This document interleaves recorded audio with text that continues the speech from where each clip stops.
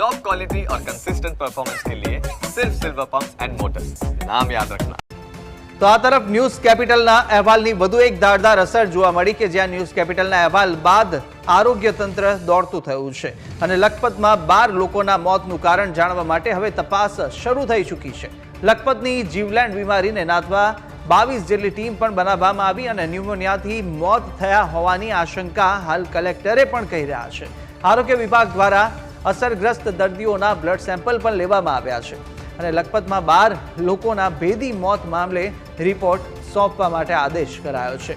2 દિવસમાં રિપોર્ટ ગાંધીનગર પહોંચાડવા માટે સૂચના અપાઈ છે તો રાજકોટની પીડીયુ મેડિકલ કોલેજની ટીમ પણ લખપત પહોંચવાની છે।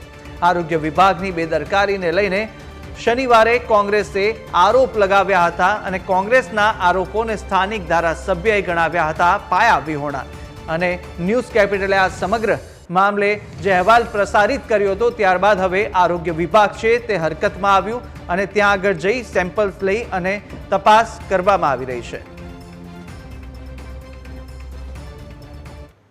કચ્છના લખપત અને અબડાસામાં છેલ્લા 4 દિવસમાં લગભગ 12 જેટલા મૃત્યુ નોંધાયા અને મૃત્યુના કારણો જાણવા માટે વિભાગ દ્વારા રાજકોટ પીડીયુ અને અદાણી કોલેજમાંથી નિષ્ણાતોની ટીમ મોકલવામાં આવી છે, જેમાં મેડિસિન, પીએસએમ, માઇક્રોબાયોલોજી, બાળ રોગ નિષ્ણાત વગેરેના એક્સપર્ટોની ટીમ જઈ અને ત્યાંથી સમગ્ર સર્વેલન્સ કરી અને ત્યાંની માહિતી લઈ અને આ બાબતે આ મૃત્યુ થવાના કારણો જાણી અને એ રિપોર્ટ એ રાજ્ય સરકારને 2 દિવસમાં એ લોકો કરવાના છે। 2 દિવસમાં જ્યારે રિપોર્ટ આપણી પાસે આવે પછી આપણને એના કારણો જાણવા મળશે કે અચાનક આ 4 દિવસમાં 12 જેટલા મૃત્યુઓ કેમ નોંધાયા છે।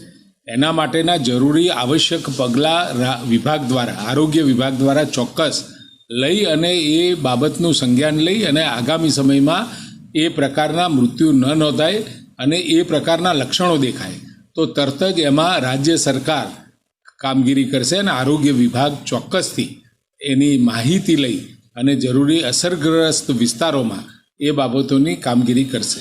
આરોગ્ય વિભાગની 22 જેટલી ટીમો ત્યાં સર્વેલન્સ કરી રહી છે। સીએચસી મંગવાણા અને સીએચસી દયાપરમાં પ્રતિનિયુક્તિ ઉપર ડૉક્ટર પણ મૂકવામાં આવ્યા છે જેથી ઓપીડીના કેસીસ ત્યાં તરત હેન્ડલ થઈ શકે।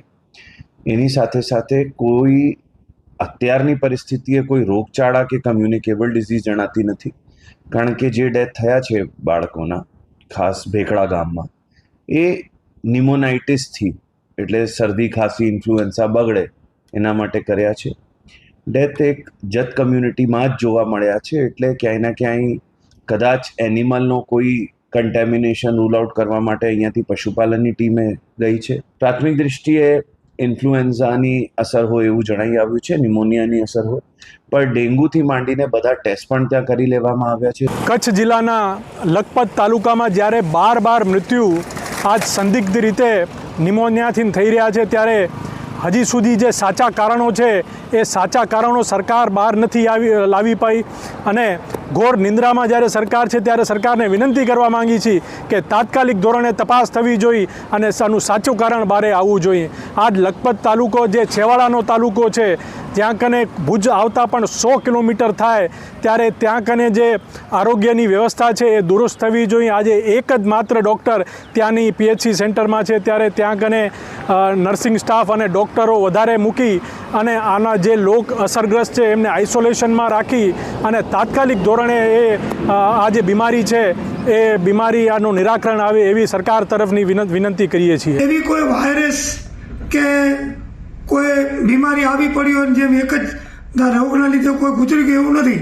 અલગ અલગ બધાને બીમારીના લીધે એ બધા તાવથી, કોઈ મેલેરિયા, કોઈ કેન્સરના લીધે, કોઈ પડી ગયાના લીધે, એટલે આ રીતે બધા અલગ અલગ મરણ થયા છે।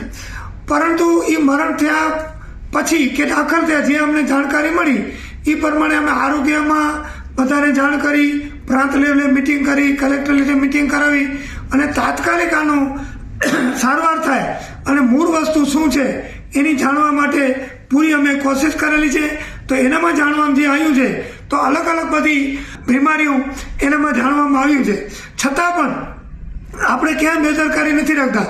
પાછી પણ ટીમ જે આરોગ્ય સરકારમાં જે જાણ કરી ગુજરાત સંઘમાં તો મંત્રીશ્રીએ પણ અહીંયા ટીમો અત્યારે મોકલી છે અને અમે છતાં પણ તપાસ અત્યારે કરાવી રહ્યા છીએ.